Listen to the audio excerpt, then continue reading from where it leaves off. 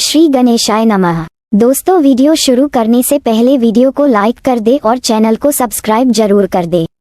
Story name is Mafia Husband and this story is begin from chapter 123 and guys don't forget to share your reviews and put on your earphones before starting the video for better experience। तो चलिए शुरू करते हैं। वही Christopher उसे कुछ देर ध्यान से देखा है और फिर एक गहरी सांस लेकर अपनी सूप के बाउल को साइड में रखता है और फिर शेल्वी के हाथों से उसकी प्लेट छीन लेता है और उसे खुद अपने हाथों से खाने के बड़े बड़े बाइट बनाकर उसे खिलाने लगता है।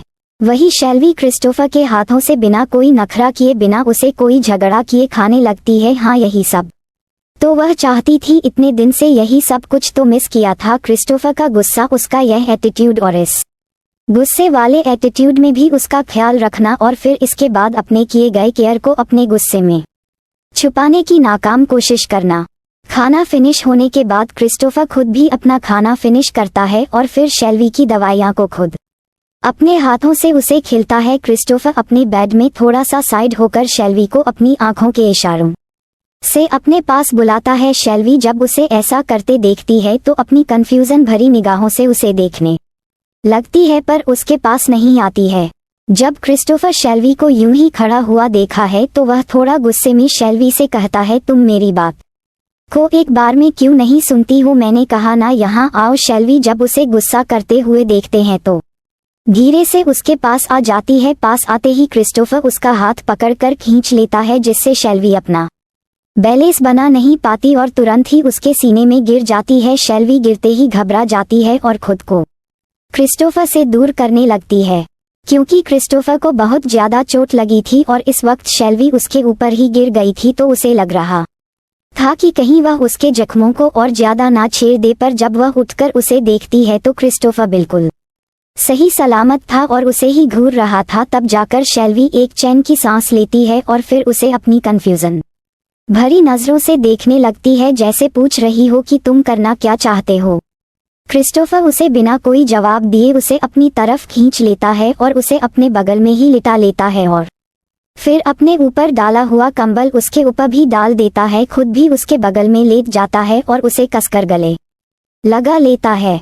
क्रिस्टोफर के ऐसा करते ही शेल्वी अपनी घबराई हुई आवाज में क्रिस्टोफर से कहती है, क्रिस्टोफर ये क्या कर रहे हो? तुम्हें बहुत ज्यादा चोट आई है। अगर तुम मेरे इतना पास आओगे तो तुम्हारे जख्म खुल जाएंगे। छोड़ो मुझे और आराम से लेट जाओ। पर क्रिस्टोफर उसे कोई जवाब नहीं देता, बस अपनी आंखों को बंद किए हुए सुकून से लेटा रहता है। शेल्वी जब क्रिस्टोफर से कोई जवाब नहीं पाती है तो वह खुद ही धीरे से क्रिस्टोफर को खुद से दूर करने लगती है और खुद बेड से उठने की कोशिश करती है। तभी क्रिस्टोफर की पकड़ उस पर मजबूत हो जाती है और वह अपनी आंखों को खोलकर हल्के गुस्से में कहता है, शेल्वी मुझे अभी सोना है तो प्लीज मुझे डिस्टर्ब मत करो और तुम भी सो जाओ। पर क्रिस्टोफर वह अभी इतना ही बोल पाई थी कि क्रिस्टोफर अपने होठों को उसके होठों पर रख देता है और उसे धीरे धीरे किस करने लगता है। शेल्वी तो अपनी हैरान नजरों से बस क्रिस्टोफर को देख रही थी, जो कि इतने चोट लगने के बाद भी बिल्कुल पहले की तरह ही एनर्जेटिक लग रहा था। उसे देखकर लग ही नहीं रहा था कि अभी वह कुछ घंटे पहले कोमा से बाहर आया है। हालांकि उसके पूरे शरीर पर पट्टियां थी और उसका चेहरा पीला पड़ गया था, लेकिन फिर भी उसके चेहरे पहले जैसा ही घमंड और डोमिनेंट दिखाई दे रहा था।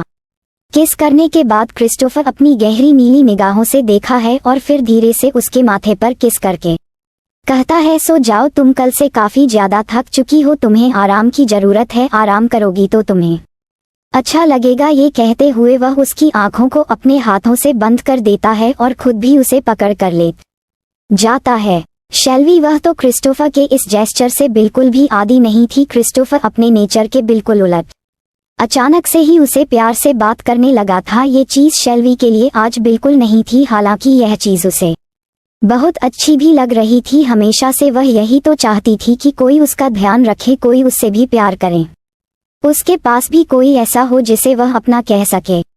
हालांकि क्रिस्टोफर हमेशा ही उसकी केयर करता था, पर वह केयर कम और गुस्सा ज्यादा लगता था। इसीलिए शेल्वी कभी समझ ही नहीं पाई और जब समझ में आया तब काफी देर हो चुकी थी। पर इस बार वह साफ तौर से देख पा रही थी। हाँ, अगर शुरुआत की बात छोड़ दी जाए तो जब से क्रिस्टोफर को रियलाइज हुआ था कि शेल्वी उसके लिए कितनी ज्यादा मायने रखते लगी है, तब से वह उसे हर्ट नहीं करता था। क्रिस्टोफर दरअसल उसे पर कभी गुस्सा करता ही नहीं था। क्रिस्टोफर को अपने इमोशंस कभी जताना आता ही नहीं था, इसीलिए वह केयर भी गुस्से में ही करता था, जो कि एक नॉर्मल इंसान के लिए समझना बिल्कुल ही नामुमकिन था। और वही शेल्वी के साथ भी हुआ। शेल्वी अपनी आंख बंद किए हुए ही धीरे से क्रिस्टोफर से कहती है, क्रिस्टोफर मुझे जाना है कि तुम आखिर चाहते क्या हो। शुरुआत में जब तुम मुझे अपने पास लेकर आए थे तब तुमने ही उसे जबरदस्ती शादी की थी और कॉन्ट्रैक्ट बनाया था कि तुम अपने बच्चे को लेकर मुझे 1 साल बाद छोड़ दोगे, और अब तुम ही यह कह रहे हो कि तुम उसे कॉन्ट्रैक्ट को नहीं मानते और अब मुझे हमेशा के लिए तुम्हारे साथ रहना होगा। मैं तुम्हें छोड़कर कहीं नहीं जा सकती और यह बच्चा भी हमारे साथ रहेगा। क्रिस्टोफर मुझे नहीं समझ में आ रहा कि तुम आखिर चाहते क्या हो। क्या जो तुमने पहले कहा था वह सच है या फिर अब जो तुम कह रहे हो वह सच है। क्रिस्टोफर अब मैं तुमसे लड़ते लड़ते थक चुकी हूँ, अब मुझे यह नहीं चाहिए। मैं आप सुकून से रहना चाहती हूँ। मैं भी चाहती हूँ कि मेरी भी कोई फैमिली हो, मेरा भी कोई अपना हो। हमेशा से अकेले रहती आई हूँ पर अब और अकेले नहीं रहना चाहती हूँ। क्रिस्टोफर मेरी भी कुछ फीलिंग्स है, मैंने भी अपने फ्यूचर के लिए कुछ सपने देखे थे। मैं बस तुम्हारी कैद में रहकर घुट घुट कर जिंदगी नहीं जीना चाहती हूँ। क्रिस्टोफर अगर तुम ये सब सिर्फ अपने ईगो को सेटिस्फाई करने के लिए कर रहे हो तो ये सब करना बंद कर दो, क्योंकि मैं अब और नहीं झेल पाऊंगी तुम्हें या तुम्हारे इस ईगो के खेल को। अब मुझे सिर्फ शांति चाहिए। क्रिस्टोफर इतना कहने के बाद शेल्वी चुप हो जाती है और आंखें खोलकर एकटक क्रिस्टोफर को देखने लगती है, जिसके चेहरे पर अभी भी कोई भाव नहीं थे। वह अपनी आंखों को बंद किए हुए ही लेटा हुआ था। ऐसा लग रहा था जैसे कि उसने शेल्वी की कोई बात सुनी ही नहीं थी। वही शेल्वी कुछ देर क्रिस्टोफर को देखते हुए इंतजार करती है कि शायद क्रिस्टोफर कुछ कहे, पर क्रिस्टोफर कुछ भी नहीं कह रहा था। ये देखकर शेल्वी निराश हो जाती है और अपनी आंखें बंद कर लेती है कि तभी उसे अपने कानों में क्रिस्टोफर की आवाज सुनाई देती है, मुझे नहीं पता कि यह फीलिंग कैसी है और मुझे क्या महसूस हो रहा है, पर बस मुझे इतना पता है कि मुझे हमेशा तुम्हारे पास सुकून मिलता है। तुम मेरे लिए एक आदत के जैसे बन चुकी हो, जिसे मैं चाहकर भी नहीं छोड़ सकता। तुम मेरे अंदर किसी नशे की तरह घुल चुकी हो। शुरुआत में जब मैंने तुमसे शादी की थी तब सच में मैंने सिर्फ अपने बच्चे को पाने के लिए ही तुमसे शादी की थी, लेकिन अब मुझे इतना पता है कि मुझे उस बच्चे से भी कहीं ज्यादा तुम चाहिए। शुरुआत में भले ही वह बच्चा वजह था, लेकिन अब तुम खुद वजह हो मेरे लिए खुद के करीब रखने के लिए। मैं यह नहीं कहता कि मैं तुमसे प्यार करता हूँ, ना ही मेरे मन में ऐसी कोई फीलिंग है। बस मुझे इतना पता है मैं तुम्हें हमेशा अपने पास अपने सामने देखना चाहता हूँ, किसी भी हाल में। इसके लिए चाहे मुझे जबरदस्ती क्यों ना करनी पड़े, तुम्हें अपने पास कैद ही क्यों ना करना पड़े, मैं वह सब करूँगा जिससे तुम मेरे पास रह सको। इसके बाद चाहे तुम मुझसे कितनी भी नफरत करो या फिर मुझ पर गुस्सा करो, मुझे सब कुछ मंजूर होगा, लेकिन मुझे यह मंजूर नहीं कि तुम मुझसे दूर हो जाओ। ये कहते समय क्रिस्टोफर के शब्दों में उसका जुनून और सनक सुनाई दे रहा था, जो कि शेल्वी भी साफ तौर से महसूस कर पा रही थी। और क्रिस्टोफर के शब्द सुनने के बाद शेल्वी कहीं ना कहीं थोड़ा डर भी गई थी, क्योंकि क्रिस्टोफर अभी भी उसे अपने पास रखने के लिए कैद करने के बारे में सोच रहा है। और शेल्वी जानती है कि क्रिस्टोफर जो कहता है वह सच में कर देता है। शेल्वी अपने आप को संभालते हुए हल्के गुस्से में चिढ़ते हुए कहती है, क्रिस्टोफर क्या तुम हमेशा ऐसे ही बात करोगे? मैं तुमसे क्या कह रही हूँ और तुम मुझे क्या जवाब दे रहे हो? मैं अब और तुम्हारी कैद में नहीं रहना चाहती, मैं भी आज़ाद घूमना चाहती हूँ। जो मेरे मन में आए वह करना चाहती हूँ, अपने सपनों को पूरा करना चाहती हूँ। मैं भी एक अच्छी फैशन डिजाइनर बनना चाहती हूँ।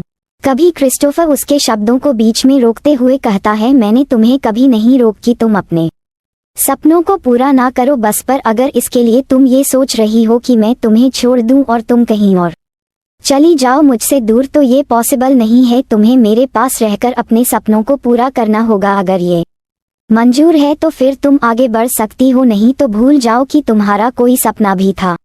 शेल्वी गुस्से में क्रिस्टोफर की तरफ देखते हुए कहती है, अच्छा क्या तुम अपने सपने को भूल सकते हो? क्या तुम फुटबॉल खेलना छोड़ सकते हो? जिस दिन अगर तुमने ये कर दिया उसे दिन मैं भी अपने सपने को भूल जाऊंगी। पर अगर तुम ऐसा नहीं कर सकते तो फिर दोबारा ही मत करना मुझे मेरे सपने से दूर करने के बारे में। ये कहते हुए शेल्वी क्रिस्टोफर को घूर रही थी, वही क्रिस्टोफर पर भी अपनी आंखों को खोलकर बिना किसी एक्सप्रेशन के शेल्वी के गुस्से से भरे चेहरे को देख रहा था। कुछ देर यूं ही घूमने के बाद शेल्वी एक गहरी सांस लेकर फिर से क्रिस्टोफर को समझने की कोशिश करते हुए कहती है, क्रिस्टोफर चलो हम एक फैसला करते हैं, मैं तुम्हारी बात मानती हूँ और मैं तुम्हारे साथ हमेशा रहूंगी, कभी भी तुमसे दूर जाने की या फिर भागने की कोशिश नहीं करूंगी, बदले में तुम मुझे मेरी आज़ादी दोगे। मैं जब चाहे जहाँ चाहे वहाँ जा सकती हूँ और जो चाहे वह कर सकती हूँ, तुम मुझे कभी भी रुकोगे नहीं। क्रिस्टोफर कुछ देर यूं ही उसे बिना एक्सप्रेशन के देखता रहता है और फिर धीरे से कहता है, तुम्हारे पास कोई ऑप्शन नहीं है, तुम्हें मेरे पास रहना ही होगा और यह मैं डिसाइड करूंगा कि तुम्हें कितनी आज़ादी चाहिए या कितनी नहीं। और रही बात तुम्हारे सपने की तो तुम उसे पूरा कर सकती हो, मैं तुम्हें कभी भी नहीं रोकूंगा। और अगर तुम ये सोचो कि तुम आज़ादी के नाम पर किसी भी लड़के से बात कर सकती हो, उससे दोस्ती कर सकती हो, तो मैं तुम्हें यह अलाउ नहीं करता हूँ। So don't forget to share your review and comment your best part of an story. और अगर आपने अभी तक हमारे चैनल को सब्सक्राइब नहीं किया तो कृपया इसे सब्सक्राइब करें और बेल आइकन पर क्लिक करें ताकि आप हमारी नई कहानी पहले पा सके। And if you like my story so comments your feelings with heart emoji. तो मिलते हैं नेक्स्ट वीडियो, तब तक के लिए राधे राधे।